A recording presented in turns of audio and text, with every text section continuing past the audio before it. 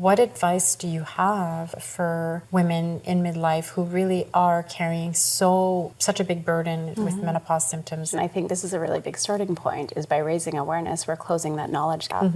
And an informed patient is more likely to get that support that they need. And so by having these discussions, taking it in, taking notes, going to validated evidence-based resources, and knowing and trusting your symptoms. For too long, we've been told not to trust our symptoms.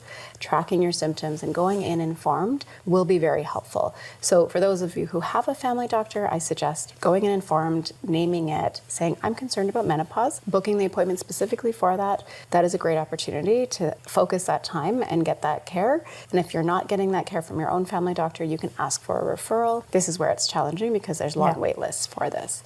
For those who don't have a family doctor, this is trickier. I do think walk-in clinics are filling some bit of a gap, and sometimes they can help a little bit if you go in again informed and say, this is what I'm looking for, here's my risk factors, this is, if you know what you're asking for, it can be helpful. And you can also ask for a referral from a walk-in clinic. What's happening right now is that the space is being filled by private options. And so if you're able to pay for those options, that is an option that you can opt for. And there's virtual care options and in-person care. It's really hard for me to talk about those sometimes because I really wish that our healthcare system was able to serve everybody. Everybody had a family doctor. That is our goal. And eventually there's healthcare reform coming in that we're hopeful for. But again, that takes time, like you said, Beatrice, and it's going to take years. So what do we do in the meantime? We have to fill that gap somehow. And so that is where virtual care is stepping up.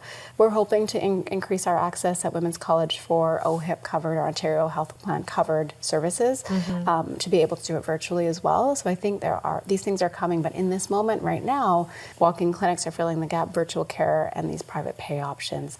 So, and I'm happy to share resources around that.